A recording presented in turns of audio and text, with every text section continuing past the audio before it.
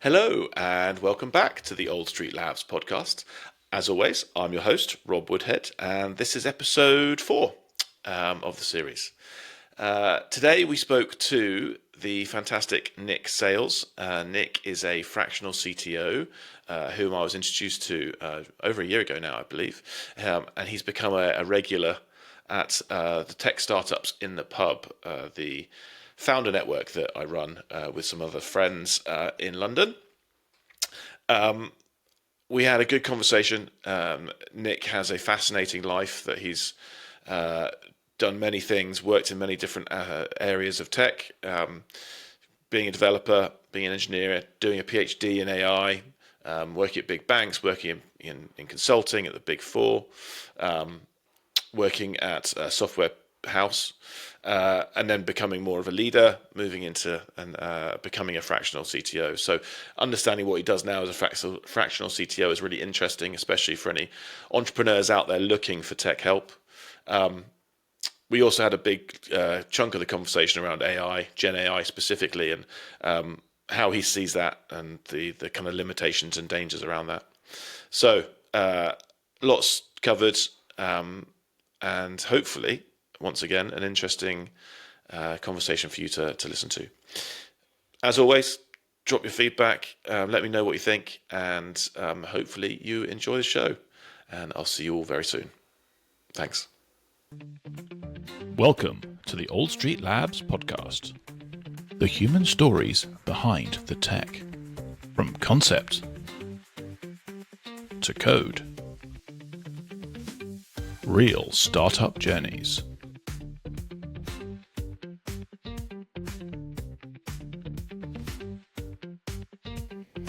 Hello, and welcome back to the Old Street Labs podcast.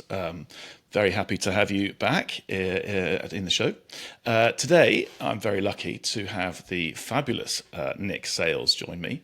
Now, as a brief introduction to Nick, he is a consulting technology and business success leader who's helping growth stage companies to build things like good products, good teams to build those products, and then help them scale for growth.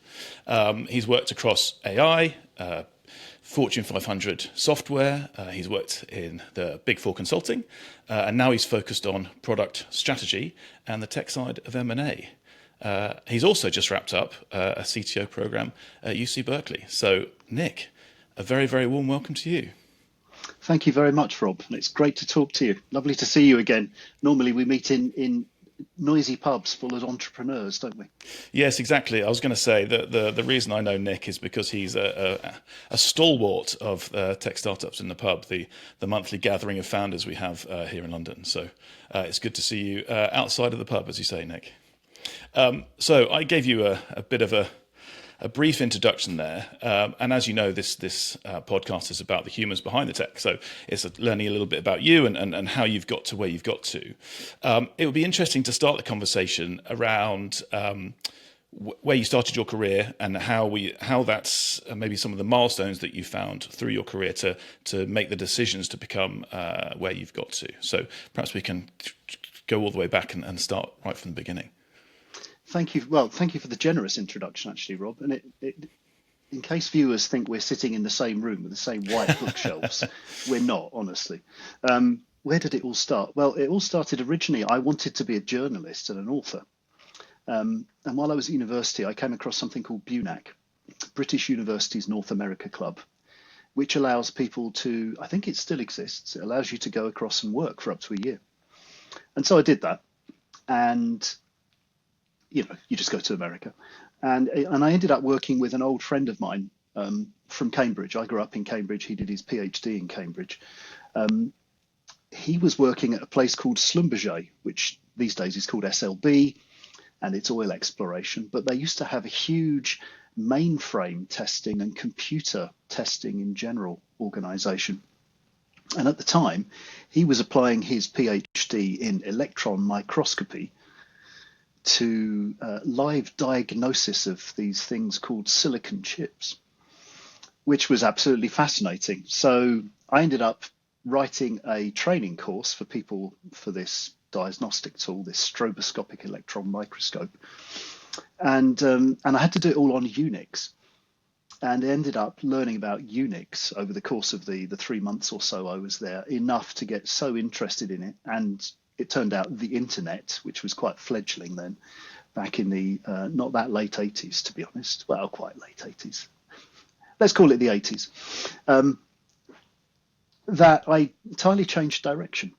And so I went off, and instead of trying to become a writer and a journalist, a more general writer and a journalist anyway, I went after computing and actually then specifically into artificial intelligence. And that's where it all started. So I went straight from university to do a PhD in AI, neural networks, as a result of a summer spent in California, Silicon Valley. Wow. That's quite a left turn in some ways. How? Yes. Yeah, I mean, and that's, interestingly, the conversations I've had already with some people on this podcast is that careers are non-linear and there are tangents you take, and you took a tangent right at the start. That was for interest reasons and kind of something that you actually wanted to be potentially passionate about, I guess. Yes, it was. I mean, I think as far as possible, I've always followed interest rather than sensible choices in my career paths. Certainly passion, more passion than anything else. And this I was very, very interested in. I mean, so we're talking sort of 88, 89, realistically. Back in the early days of the internet, it was genuinely exciting. This new thing called email that people were using to communicate instantly around the world. And instant messaging became a thing fairly soon after that as well. It was all amazing. There was all this information available, so much exciting programming things you could do, and these fantastic, huge, powerful computers that sat on top of, they were called workstations. They had huge, obviously, television, old style, big, deep, what are they called? Cathode ray tubes, CRT screens. So they weighed about a ton, and they sat on top of desks, and they were black and white, and they just seemed like an entirely new world. And they were in some ways, they're a bit like Macintoshes, because they had the window mouse pointer interface, but they're huge screens even then, and they were so powerful that you could do several things on them at once. Wow. I mean, these days, they're probably as powerful as a Nokia mobile phone that your granddad has, but they're. I mean, I don't want to draw too much. Well, at some point, I think in this conversation, we're going to get onto AI and the parallels today with that is quite interesting. But before we do that, and I think there's a whole section of our conversation to go to that. What was the next step? Where did you go next, and what were the decisions to get there? Yes, well, so I did the PhD, as you do. You do a PhD, and it was all around natural language AI, vaguely related to LLMs actually. And because of all the things that were happening around AI at the time, I came out of it. I did a couple of years postdoctoral research as well as a research assistant. Came out of Imperial College in 1995, and there was virtually no funding for AI anymore because the second AI winter had well and truly landed, and put people off putting any money into AI at all because it set massive expectations, had loads of funding, and then had hugely disappointed, which is not the first time that had happened. That sounds completely different to now. So what choices did you make at that point? Well, I met my then girlfriend, now ex-wife to be, while I was doing my research. He's also a researcher, and so there was no work in AI, so I did what I think most people do under those circumstances, which is move to Naples in Italy and set up an internet provider. So I did that, and then the person who had put most of the money into the internet provider disappeared overnight one night with the money and most of the equipment. So I got another job. I wrote a container shipping management system from scratch on a kind of a precursor to Linux, which was also good fun. Still, we're sort of talking essentially green screen stuff. But after about sort of 9 months of that, and not earning very much money at all, I decided it was probably time to get a slightly better job. So I applied for a couple of jobs, got a job at initially at Morgan Stanley, which was a fantastic place to work at. In those days, this is the late 90s now, they had a whole technology floor. There was an entire floor of IT people at Canary Wharf. It was really exciting. These days, that entire building that I worked in is the IT building, so I'm sure Right. it's even more exciting. Yeah. And then I did a variety of other investment banking things. It's And it's then interesting. Sorry to interrupt, Nate. It's no, no, interesting. Nowadays, it's often the bankers and the accountants leaving their jobs to start up businesses, and you were doing almost the other way around, which is doing a few startup entrepreneurial things to see if you could build a business, and then going, do you know what? Actually, I guess it wasn't. Was it considered start? There was the term probably wasn't around in the late 90s. yeah, it just wasn't. I mean, it obviously was a startup, but Yeah. no, nobody thought of it as a startup. I mean, what's that? Yeah, we started a company. Yeah. Okay, so then we're in banking, which I knew very well, and very glad I'm not doing it anymore. And how long what were you doing there? What was the I guess the decision to leave that and the choice that you then made? Yeah, well, I had a good time in banking. I mean, it was good to me, certainly. Spent a couple of years at Morgan Stanley, which was probably the best technology organization I worked at. Oh, It was, interesting. and probably still is, really good. Um, Almost a year at Goldman Sachs, which wasn't my place, I feel. And then spent the last 5 years or so at Deutsche Bank, where I was doing actually mathematically interesting things with market risk, and ended up running all of their market risk engines globally, which was what they do. I'm sure you know this, Rob, but for viewers and listeners who don't know all about market risk, it calculates. There are different calculations that take place, mainly for regulators, but also for risk managers, to work out how much you might lose under certain circumstances, bad, worse, terrible, and so how much safety buffer you have to have eventually. That's what it all boils down to. That And as was part of that, sorry, I was just that reminded. I think the general populace got a little taste of that watching the film Margin Call.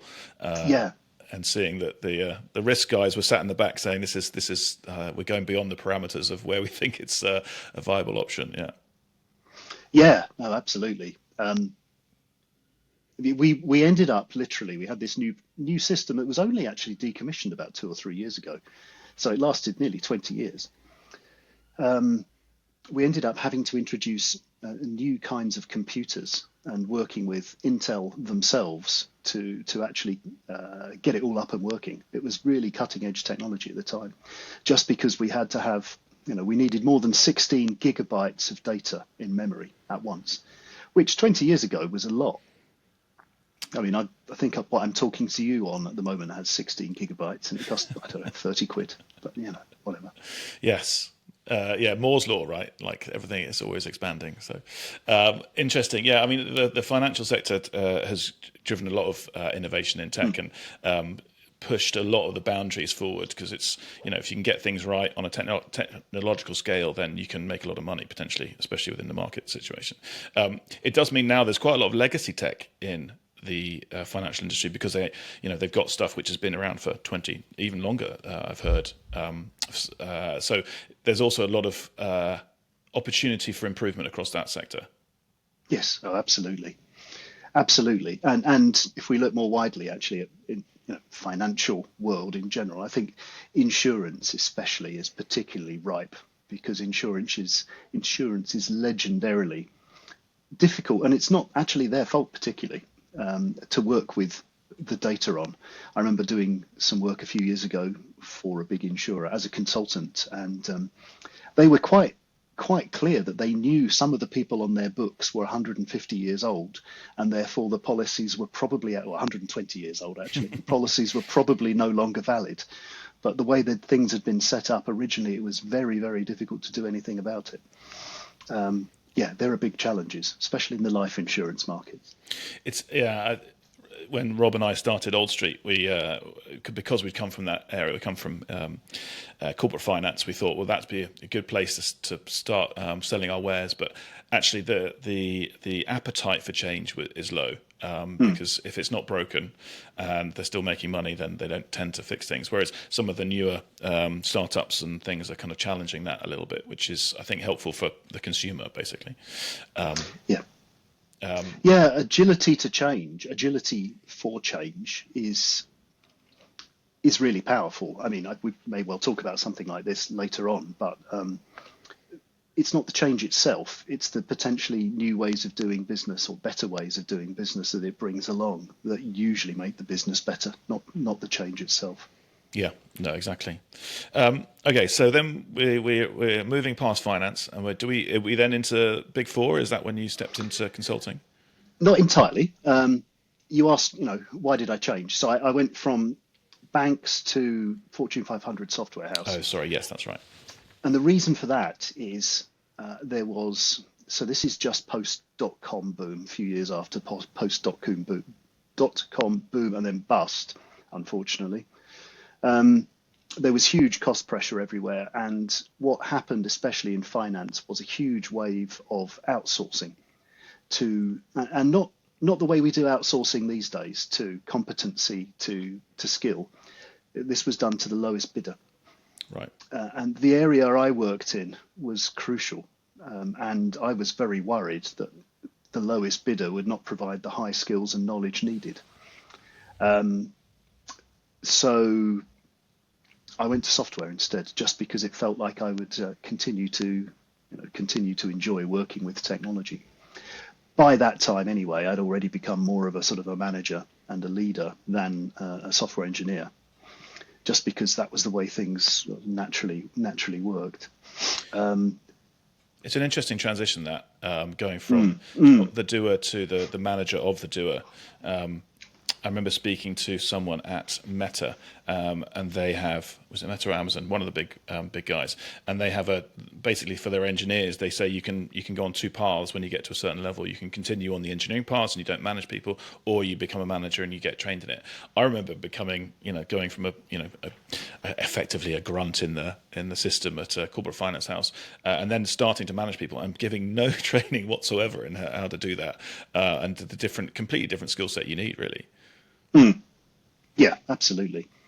I mean, in all honesty, the thing that motivated me to move into, initially management and then leadership, and I do definitely distinguish between those two, was being told that all software jobs would be gone in 3 years by the then incumbent CIO.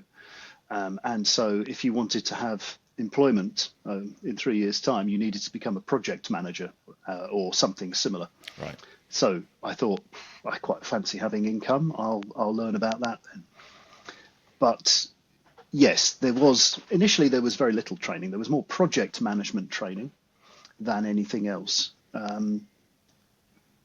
Deutsche did very well in terms of staff training, actually, though, when it caught up with the changes that were happening to it and around it. And in fact, one of the main things that made me go and look for a software house job was they did perfectly open career workshops for people. Right. Which was amazing. I mean, they weren't saying, do this, go away. They were saying, are you happy? What do you want to do next? Which was really, really quite advanced thinking, I thought, and still do. I've not seen other employers do it, really. Anyway, so I spent a couple of days in rooms with various people, filled in questionnaires, and believe it or not, what came back was, we think being the chief technology officer at a software house would be the best kind of role for you. Okay. And so when's this? This is about 2004. I didn't really know what a chief technology officer would be. It's quite a long time ago. Had you? I mean, you understood what they were from working under them, or you hadn't really come across them within what you'd done so far? We didn't. There weren't that many CTO roles. There was much more CIO at the time. Got you. Yes. So yes, yeah, CIO this, CIO that, and they seem to be, a leading manager or a managing leader, which seemed reasonable to me. There was, the role, as we may discuss as well. Obviously, the role description is fraught with different interpretations these days, anyway. So perhaps nothing much has changed. But no, I didn't really know what that meant, but it sounded like a job with a decent title, which sounded fantastic, and working in a software house sounded good as well. one of the things I'd really missed, certainly working in banking at the time, I doubt it's still the case, but at the time, testing was seen as an expensive overhead. And I really relished the idea of having actual software testers to test the software.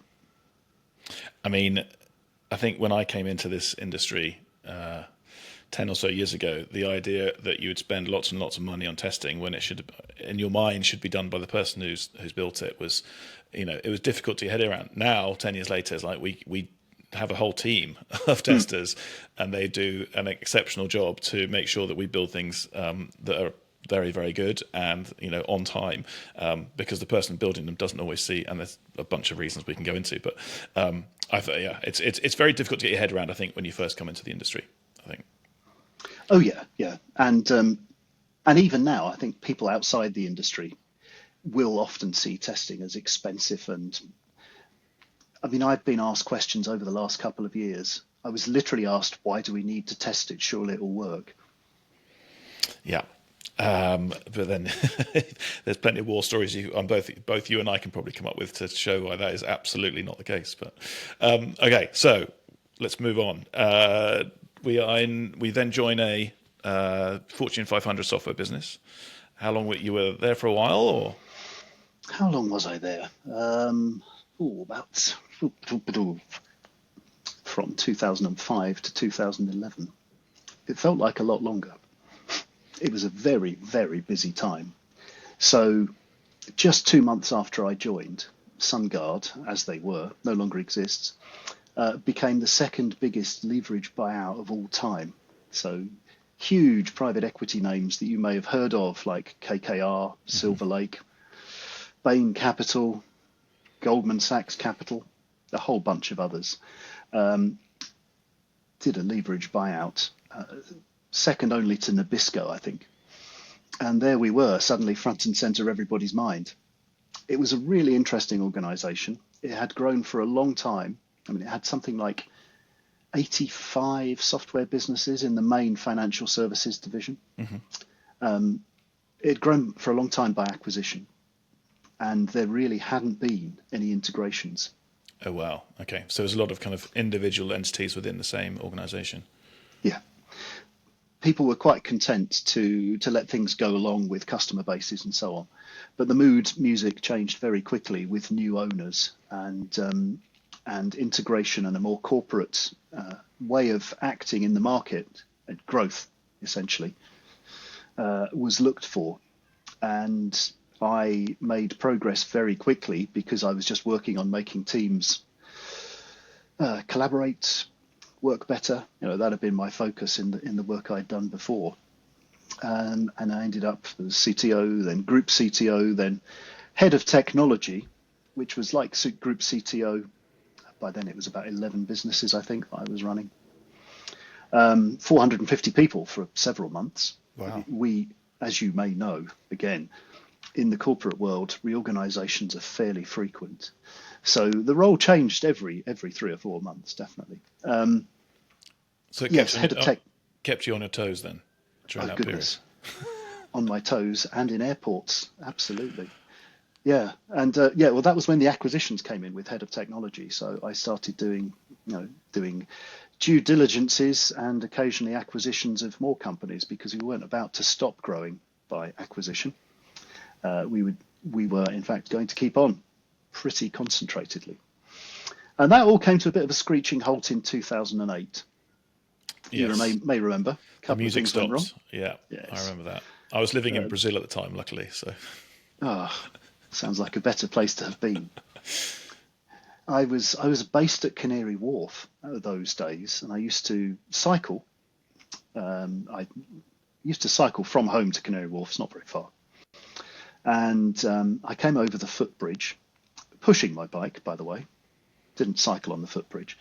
And the footbridge used to come out at the back of Lehman's, Lehman Brothers. Right, yeah. And there was a huge crowd of people, and there was lots of hugging and crying and people carrying cardboard boxes. And I thought, what's going on? I hadn't bothered to listen to the news that morning, but when I got up to my office, the news was all over the place. So things went a bit south. It took a while. But ramifications played out. We lost lots of clients. Obviously, lots of people lost lots of jobs. And eventually, my role went away as well. But they asked me to stay on doing technical business development internally. A lot of their older products were mainframe based, and they wanted to move them onto SaaS. So a lot of the work I was doing was around moving products to SaaS. So I started doing that. I already had a couple of SaaS products in my previous portfolio, so moving old stuff to SaaS by putting web front ends on it. I mean, for technologists listening, there's obviously a little bit more to it than that. But it's what we're talking about. So I did that for a couple of years, and it was all good fun. But then I got a tap on the shoulder. Hi, mate, do you fancy a consulting job?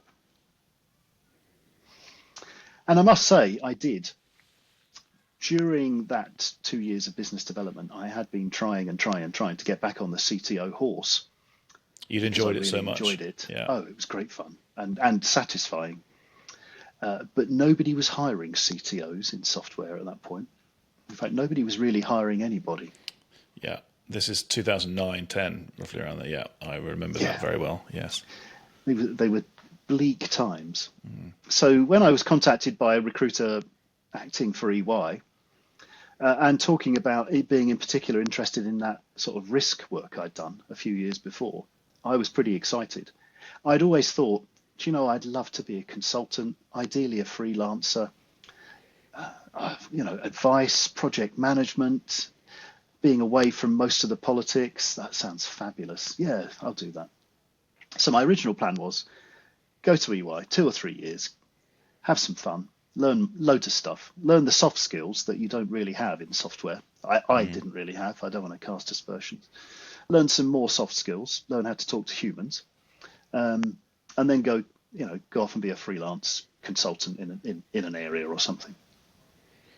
So you joined EY, and EY is, you had all the trappings of being in one of the big four. So they train you pretty well. They kind of make you feel pretty comfortable.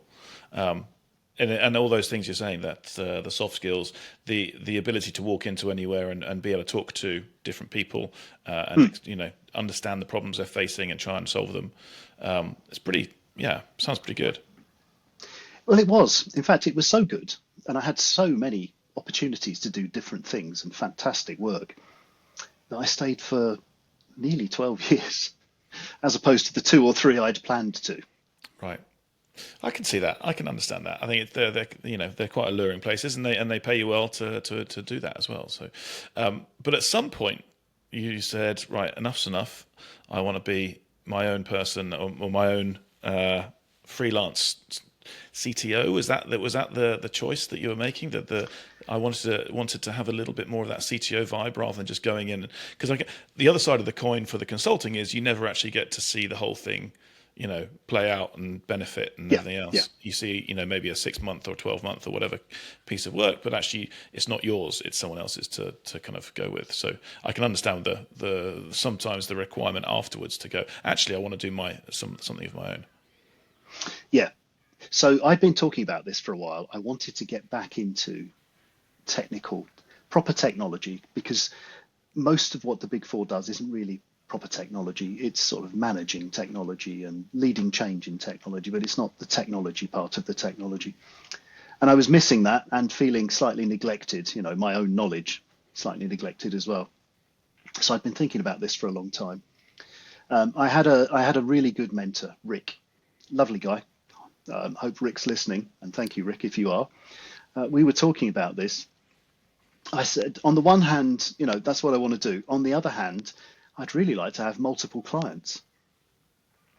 And he said, yeah, well, fractional.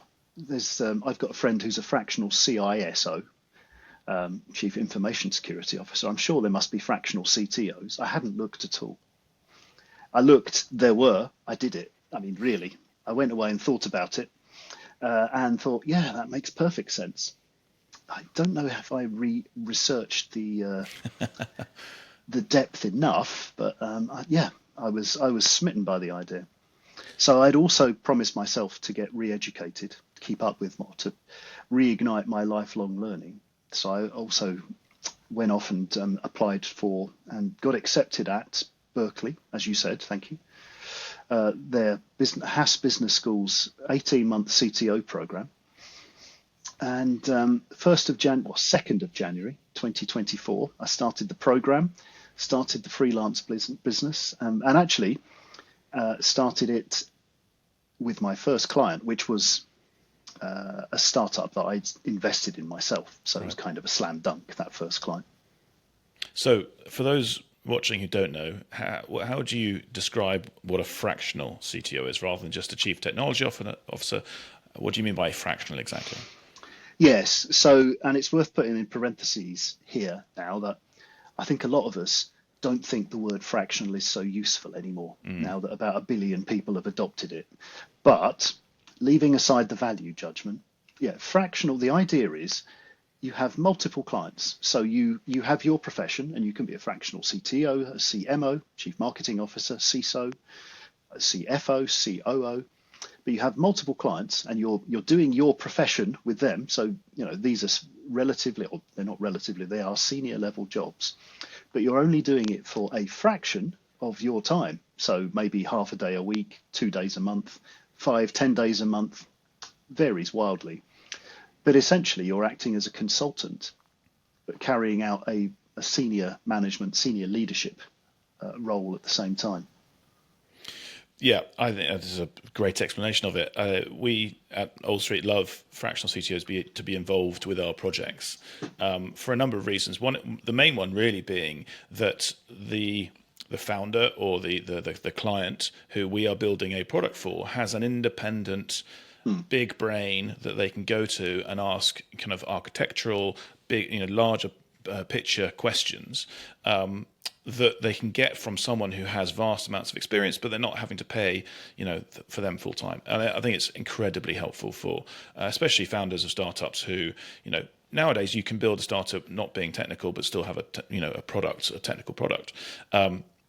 Because you can, work with people like us, but also that you can get people like yourself to come in and advise about the best ways to do it. Because I think before, and this wasn't around, you'd have someone who was trying to build something and not really knowing where to start, what mistakes they were going to make, what to do, because they wanted to make sure they can scale in the future and not really know how to set the foundations correctly. So I'm a big fan of fractional CTOs. Oh, absolutely. Yeah, me too. And for exactly the reasons you've outlined, funnily enough, I think there's genuine value for a lot of people. There's also other things, right? There's interim CTOs, which is coming in for probably a longer period of time, but that's full time, and that's often to turn things around or set things up when someone's left quickly or something like that. But there are other ways of doing it. Do you find there's an optimal amount of time you spend with people, or as you say, it completely varies from case to case about how much they need, or it even is a sliding scale with the same company? You might start off more involved and slowly peters out, or there might be some times when you have to, okay, there's a problem here, I need to step in a little bit more. How do you find it? Yes, it's very, very variable, actually. Your point about interim CTOs in particular is very interesting, because in many ways there's not much difference apart from the potential full-time aspect. But even when you're fractional, you can find yourself working 4 weeks out of 4 for the same client every day of the 4 weeks. The more interesting part of it, though, is with fractional, you generally, of course, try not to do that. But I think, so my personal view, a view that I've learned from other great mentors and coaches, is when you're doing this, what you're working on, when you're doing this, when you're working as a fractional, not just a CTO, you're working on outcomes like leaders do. You're not there to turn up 8 hours a day and sit in an office or sit in a home office and work on random stuff. You're delivering outcomes, and that's the really important thing about it. Do you find, therefore, it's difficult to draw the line sometimes, or you say that I'll do a day a week to start with, but actually it's more like 4 days is needed or 2 days is needed, but you've only got a day a week because you've got 4 days dedicated to someone else. That must be quite a tricky piece to manage. I've just had this discussion, actually. I had a really lovely discussion on Friday morning with a brilliant recruiter. how do I say this? I feel that one doesn't often meet many brilliant recruiters in a given week. Let's leave it at that. It's marvelously, marvelously sitting on the fence there, Nick. She is recruiting for a fractional. She said, how do you do this? So I explained what I've said to you about it being, it's all about the outcomes. And she said, but what about the fees? How does that work?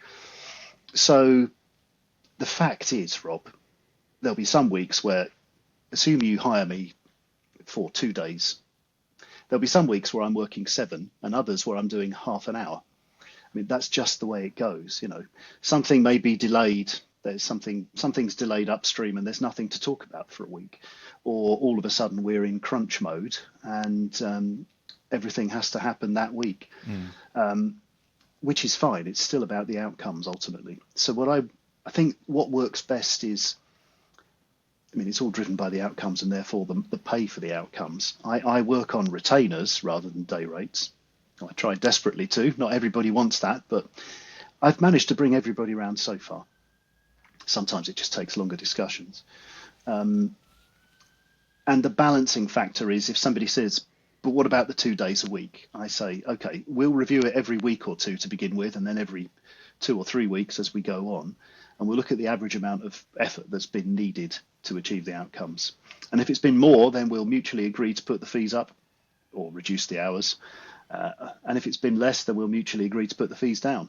Or, if we can increase the hours and bring things forward, then we'll do that. But it's about essentially, it all boils down to monitoring the outcomes and how it delivers. Yeah, I completely agree. Time boxing someone that you're basically employing for their knowledge. You're not employing them to do, to physically do stuff. It's more, I want the benefit of your however many years of experience, and that the value is in that, and that can be 30 seconds worth of no, don't do that, or I've done this 7 times, you should do it this way. That is the value, not I've done 8 hours today. Yeah. Oh God, yes. Oh, I can't believe how difficult that is sometimes. But most people get it instantly. I'm really pleased to say the vast majority of people I've either spoken to or who have become clients, I don't even get to the end of that conversation because they say something like you've just said, which is wonderful. Yeah, I don't know how to write code, yet I run a code building business. So I see the benefit quite regularly of fractional CTOs coming into projects and saying, look, the benefit of my experience is this, and it transforms things. We were once working on this kind of launch of it was a new Formula One car. We were they wanted, it was online and they were going to have millions of people watching it, and so just understanding online millions of concurrent live viewing. I didn't have the first clue about how to set that up, but we got someone involved who did, and they were invaluable at making sure that we didn't make mistakes through that. So yeah, one of many examples I can come up with. I wanted to move on to some of the kind of things that you're seeing in the world of startups, and especially for those watching who are founders. What are some of the kind of mistakes that you see quite regularly made by early stage founders with their technology, how they set themselves up, and what's the best? Not only what are the mistakes, but what are some of the things they can do to avoid it? I think there's in my mind there's 2 kinds of mistakes really.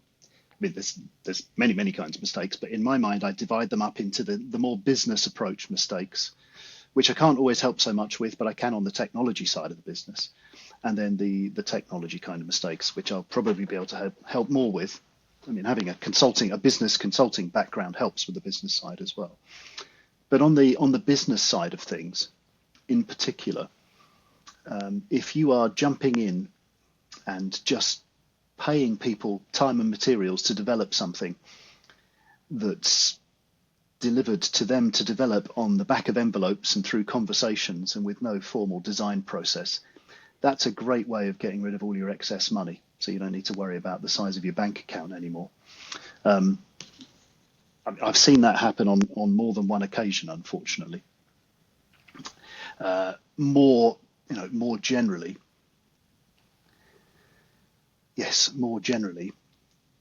and I push back on this, actually understanding what your business model is before you jump in and get any further than a proof of concept or a prototype. Because perhaps the biggest or perhaps the worst mistake people make is build it and they will come on the business side of things.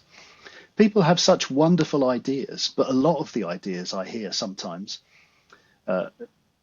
remind me of something called the innovations catalogue, which was a little A5 thing that used to flop out of magazines in the UK in the 80s and early 90s, and had all kinds of weird slammings together of technologies that really weren't meant to ever meet in daylight. There were things like, and this is real, there were things like slippers with torches in for elderly people. So you'd have, like, I don't know what they're called, foot lamps or whatever. Someone somewhere's gone, that's a great idea. Right?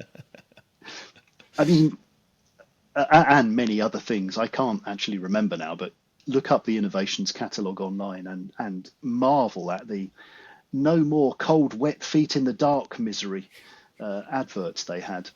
Goodness me. Yes. So understanding the business model.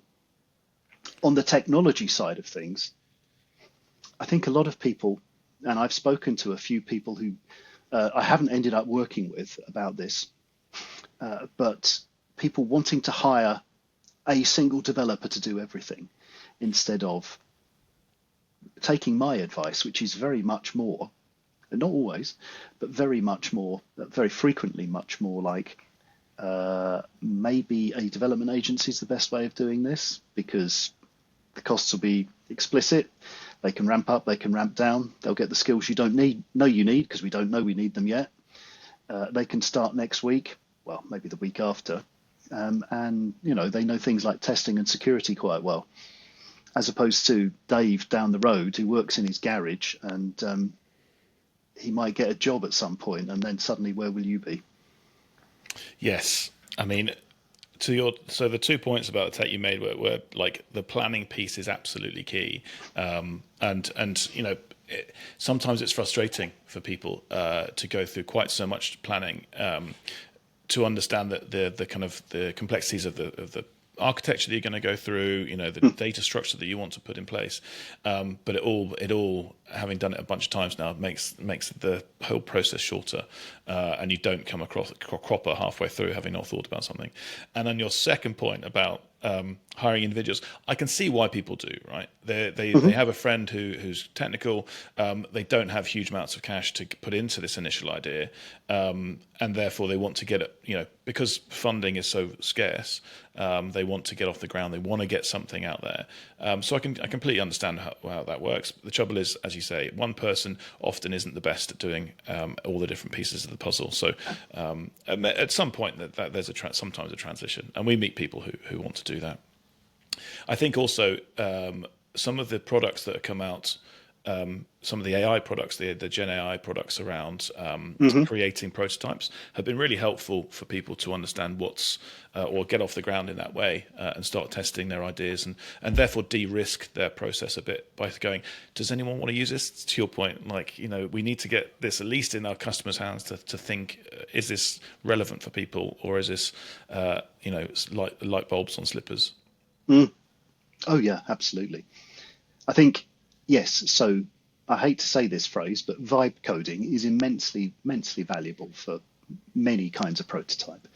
It is not, and this is a public information warning at this point, it is not a suitable technique for building high security production quality software. I mean, you're welcome to, and just let us know what you want, want you to bring us in, want us to bring you in prison, and we'll see you there. But it's devilishly risky. But for prototypes, fantastic. Yeah, we're going to dive into AI in a second. So, but I completely agree with that. I'd be interested to hear kind of if you're allowed to talk about some of the companies you're working with, who you're working with, and what gets you excited about them.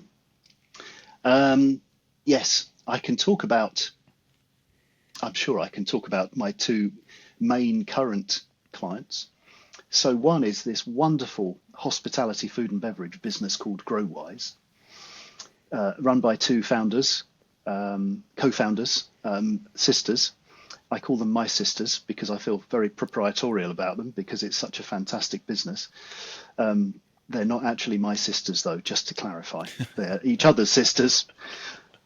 Anyway, yeah, they have an enormous amount of experience in the hospitality business and a frustration about what went wrong with it and what causes people to lose so much money or just not make as much money as they can. And by extension, not run very efficient businesses, which in the end affects everybody, the people in the business and even customers. So it's just wonderful to be around that level of knowledge and passion, and they have a very good product, and their customers are really, really what's the word, supportive of them in general. So I'm hoping they make their next funding round, and we go on to even better things. I will say, in another parenthesis, one of the big impacts of AI at the moment is it's diverting funding from very good, sensible projects like almost anything else to AI, and that is, one of the many risks I see around AI. The other client I'm working with, who I will be talking to again soon, is a company called Movable, who have a very, very clever product which hopes to make the rental market easier, specifically in rented rooms in houses owned by mortgage owners. So you can rent a room or two in your house and it'll help you pay the mortgage. So far, so what, Nick, really?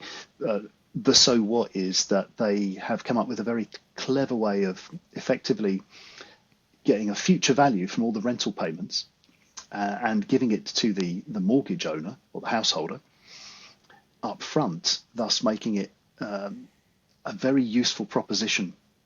Interesting. I mean, it basically makes it more attractive to rent out rooms. So we hope this releases more rooms into the rental market and also eases people's finances in what is, I think, for many of us, a really quite cash-strapped time. So, and again, great people. All the people I'm working with are very, very experienced people. I was going to ask actually the things that that's attracted you to both these businesses, and I'll caveat this by saying I know GrowWise very well, and it's through the ecosystem and the tech ecosystem. I think she's fabulous as well. It's the people. Obviously, it's the different take or the experience they have in that industry that they then are bringing the new take to it, and that's what's exciting to you. Am I getting that? Right. It's more, yeah, so it's more the people and the outcome. What I really want to work with is tech for good. So I'm hopefully talking to a potential client fairly soon. I can't really go into too much detail about it but it's all about kind of enabling inclusion with technology, which is a fabulous thing. I mean, something that's frustrated me for many years. It's not all personal, it's about tech for good. But this is that in particular is something that so many people suffer from in one way or another, and it's so relatively easy to fix that it could make technology access far more inclusive, which will improve a lot of people's lives. And when we're talking about inclusion, we're talking about things so diverse as color blindness, and just general age and loss of visual acuity and hearing acuity. But also neurodiversity. Some of us need different color schemes, or different arrangements of windows, and certainly not flashing graphics popping in all the time to disrupt us or upset us, and many other factors. The point being, though, that it's going to be good for a lot of people. It's not just about making lots more money for them. I mean, hopefully it makes much more money for them as well, but it's tech for good. Sorry, go on, Nick. So I'm looking for societal benefits in what I do as much as possible. I, and so that kind of brings us a little bit back to the fractional piece. You're lucky in that you get to choose some of these situations. If you were stuck in one that kind of changed, you'd have to change the whole job. Whereas you can actually choose. Okay, this one I'm quite enjoying what they do. I can help them out. That's quite a nice portfolio career to be able to create. It is. I mean, I I have to say, I chose the worst time in economic history to become a fractional CTO. So I'm looking forward to a time again in the future, hopefully while we're still in our primes, Rob, where there will be even more choice and even better economic conditions. But even in the state we kind of find ourselves in at the moment, there is a lot of innovation, a lot of entrepreneurs having brilliant ideas, not only with AI. And it's great to be around that. It's great to be around that, and hopefully to try and help some of them be more successful. Yeah, I also like the piece about the code for good. We, as you know, our team is all in the Philippines, and one of the things, I'm going to be heading there soon. And one of the things we do, and we set up with the students there, is something called our Code Positive Award, where we get students to come up with an idea for and actually build the beginnings of a prototype for a tech for good. So we might have to get you involved in judging some of that in the future, Nick. That would be quite Oh, interesting. fantastic! Yes, genuinely hadn't known about that until just now, but that sounds Yeah, no, fantastic. it's good, and it's really interesting. The ingenuity. These are obviously computer science students. What they can come up with, and the different ways they take it. It's really interesting. So yeah, we'll talk more about that as another time. Okay, so let's dip into AI. Because I've been saying it about 5 or 6 times today that we will talk about it eventually. You studied it. You've seen it from 20, 30 years worth of understanding and work. We have seen this huge wave in the last 2, 3 years, especially with the generative AI coming through, and the likes of OpenAI. Raising huge amounts of money, spending huge amounts of money for creating these LLMs, and they're doing some amazing things. Like when you first use them, they are, for a non-technologist, they're fascinating. And working in the tech space, there's a lot of products which are writing code. I think when a lot of them first came out, we were a bit worried that they might be taking our jobs. I think that worry has gone. It's replaced by, we're worried that people are using it to build code that is then not very good and dangerous. I'd like to get your kind of take on it, and how your PhD and what you did back then shapes what you're thinking about the moment. What do you draw from that to think about how things are at the moment? Yeah, yeah. So there's a lot in there. I mean, if I address what you were talking about with Gen AI and code generation, especially, we already touched on that, didn't we? The risks associated with vibe coding. Definitely a useful productivity tool. The bottom line is for software engineers. The bottom line is, well, there's two bottom lines. The left-hand bottom line is it's going to be best at the kind of code that it can see the most of, because that's how these things are trained. So, funnily enough, because it's been trained on the internet and all the websites on the internet, which you can see the code from in your browsers, it's really good at writing websites. Much less good at less commonly seen code, code that's hard to get hold of. So could probably write a good version of Linux, because that's all open source, with inevitable errors because of the way that the generalization works in the neural networks. But for very obscure languages, you're probably not going to get a lot of use out of it. The other bottom line is productivity, and this is one of the biggest areas for me in usage of AI at the moment, and in general applications of AI. Productivity. I'll put a pin in that because it's got historical context. So you may remember, because we've been talking for a long time, I've been sitting around for the last couple of years thinking, why did I want to do my PhD in neural networks, natural language processing, And like I said, it is, it is related. It is some of the early foundations of LLMs. There were thousands of other people, so it's not just me. We all put in tiny little Lego bricks. Eventually, it's become whatever it has become, a giant Frankenstein made of Lego bricks. But it occurred to me that actually what I wanted was a decent natural language interface. That's what motivated me. And that was because I'd spent a lot of my youth playing text adventure games where you had to learn exactly the right words to type in. Hit parrot with hammer. Sorry, I don't understand that. Hit parrot on head with hammer. You hit the parrot, whatever. Yeah. Poor parrot. But I thought that much more comprehensive and much more flexible language would ultimately be useful. I was probably thinking about it in the context of adventure games like an 11 or 12-year-old. Roll forward to where we are, and we've got stuff that are reasonable interfaces. And as you say, certainly to people who never used them before, practically indistinguishable from magic, or certainly practically indistinguishable from surprisingly knowledgeable, very clever people. Roll back to productivity. So we've got these really interesting generalists that know everything on the internet and all the books and journals and everything else that have allegedly been taken, possibly not without the right legal permissions, and everything else that could be thrown into these huge training sets. So what's stored in the systems in terms of human knowledge is considerable amounts of modern human knowledge and the history. But what have we built them to do? And that's kind of a big problem. I reckon if there was a killer use case, OpenAI would have, or a killer application, would have built that rather than just giving us all chatbots to experiment with. But the upshot is lots of people have latched onto the idea of productivity. Yeah, you can be lots faster. And automation, which comes alongside that.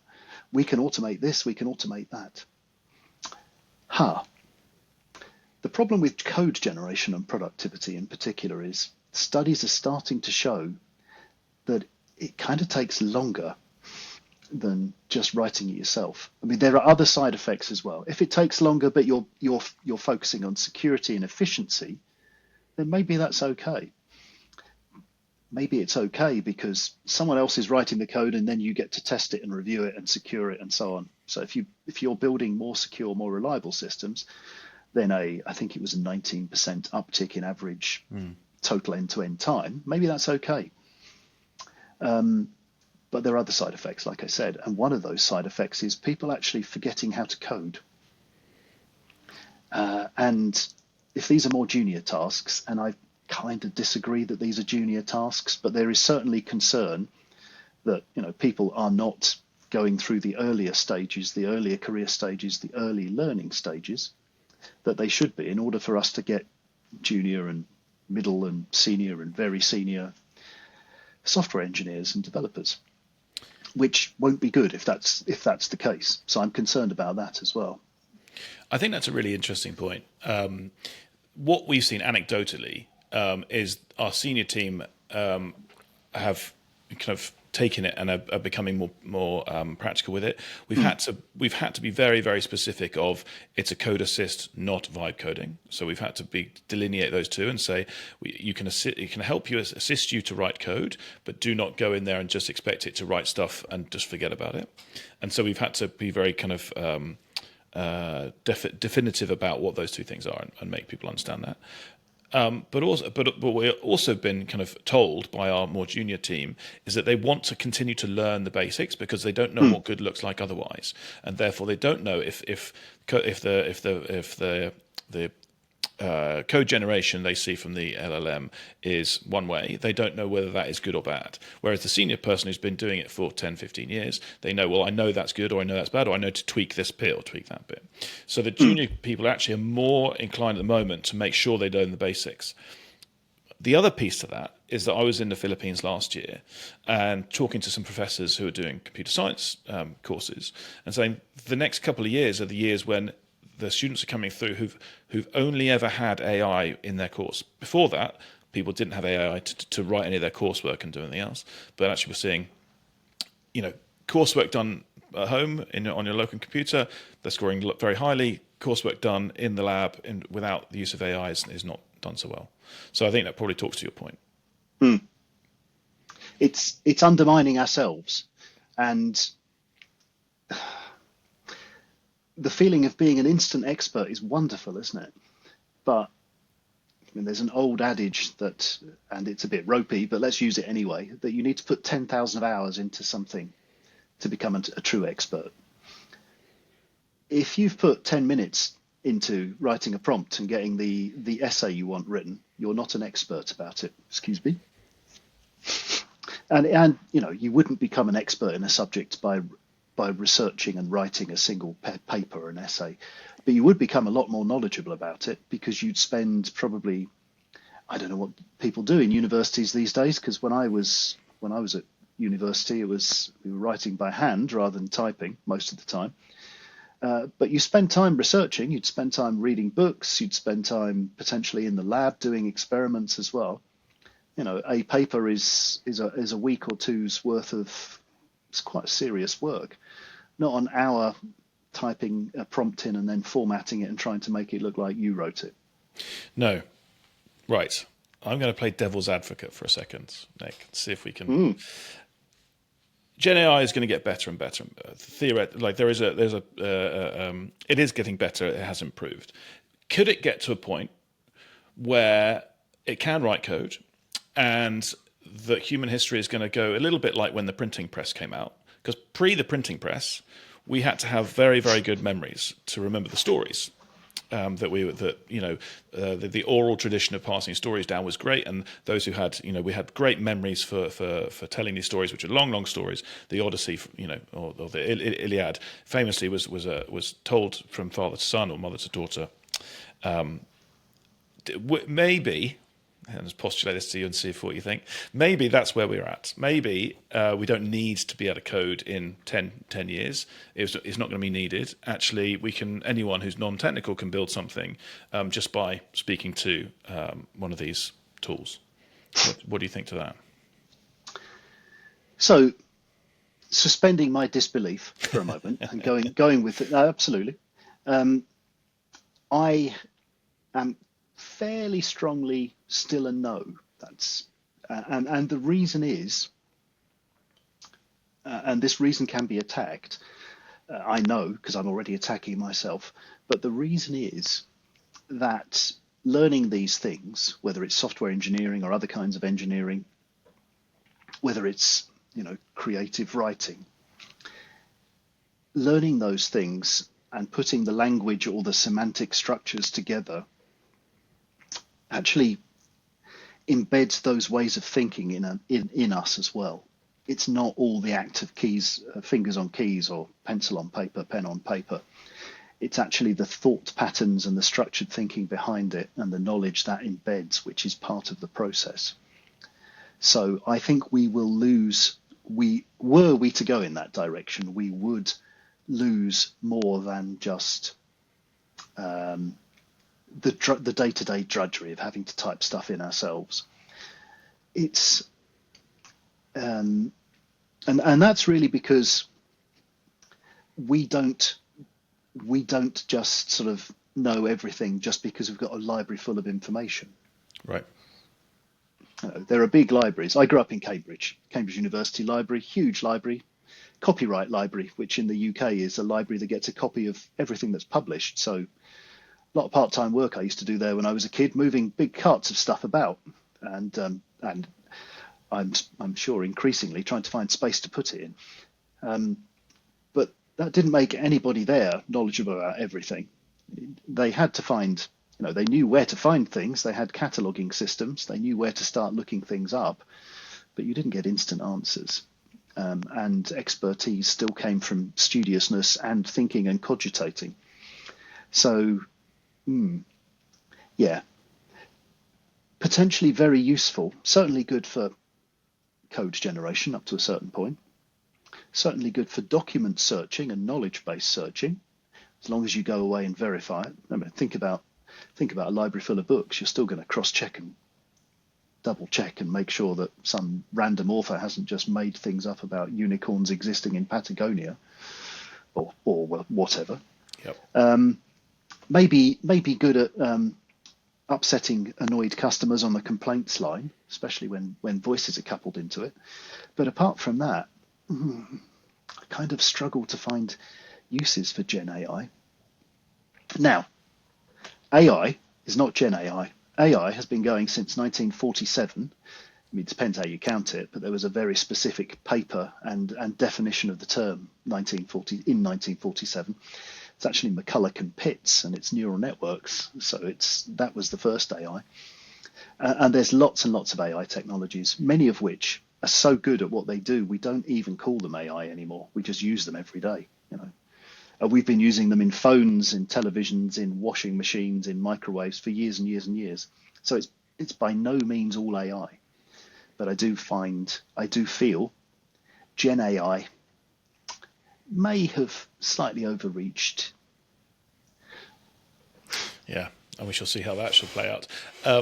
How do you therefore, with the businesses you work with, how do you make sure that they're not either distracted by it, or, as you said earlier, like a lot of the money is going in there, so there is a a draw for some founders to go, well, I stick AI at the end of the name, and have a little fuzzy bit around at Gen AI in there, I might get funding. How do you kind of approach that with some of the teams you work with? I mean, I'm very sympathetic to the genuine issue of AI currently being a gatekeeper to almost all funding. I mean, it's got to that point. So we need to do some kind of AI, Nick, is a very reasonable request, in business terms. I'm very sympathetic to it. If somebody were to come to me and say, we need to do all of this with Gen AI, just build the entire application with Gen AI, put Gen AI in, blah, blah, blah, I would probably decline to take that engagement just because it's no moat, no quality, blah, blah, blah. But if we go back to AI being essentially a gatekeeper for funding, then and I've had this conversation a few times, what we'll do, and I'm working on some of it at the moment, what we will do is find in that big bucket of lots of other AI technologies, which includes machine learning, which is one of my favorite areas, we will find something appropriate to the kind of problems that they need to solve. And this is the key to all technology, isn't it, really? You've got a problem to solve. You find a technology that addresses that kind of problem. You don't go out looking for a hammer, or you don't buy a giant golden hammer and then call everything a nail, start hitting it with your hammer. Turns out that you're actually a wine glass manufacturer. Yes, not such a useful tool in that situation. Very good. So, what does the future hold for you now, Nick? Are you looking for more opportunities to become a fractional CTO? Is that where you are? Absolutely, yes. I mean, I'm always happy to speak to people about their ideas. I think my focus is probably best used in later stage growth companies, just because my combination of business consulting and technology leadership isn't really best suited to two people in a garage, earlier stage startups. That's not to say I can't help them, and I do, and I will. Excuse me. But we probably won't, work together very much at that stage of the business. I'd be more likely to be a board advisor for them, or an occasional chat in the pub or something. I'm always happy to talk to people. I think that crossover between interim and fractional is an interesting point as well. You were talking earlier about having, in a more traditional consulting context, you tend to walk away from things, and I do like having an outcome off the end of something. I grew up in an engineering family, and when I first started working in software, engineering actual lumps of metal into things, much as I enjoyed it, I often felt at the end of the day, where's my big lump of stainless steel or mild steel or aluminium or whatever to prove I've actually done something today. But like I said, I'm always happy to have conversations because, like, many of the people in this fractional CTO or the fractional community, it's not just CTOs. We get into groups where there's all kinds of different ones: the finance, the marketing, the operators. Even if it's not me you need to talk to or can help you, then probably someone I know or someone in one of my many WhatsApp and Slack groups can probably help you, which is a really great thing. There is a bunch of people out there who, you were saying earlier, there's always going to be a specific person who's got the best skills to solve a problem. But good luck if you don't know how to try and find them. But yes, we have a huge number of very competent fractional people, not just CTOs now in this country. And I'm thinking mostly about the UK now, although I have worked with people in the US as well, for instance. But all we can do in terms of improving and getting growth back into the UK economy, all of that is really important. So I'm very much behind that as well. That's another motivator for me. Tech for good, but tech for the future. Yep, absolutely. Very good. So, last question for you, Nick. And this is one I've asked everyone who's come on the podcast. If your consultancy was a band or a song, who would it be, or what would it be, and why? Oh dear.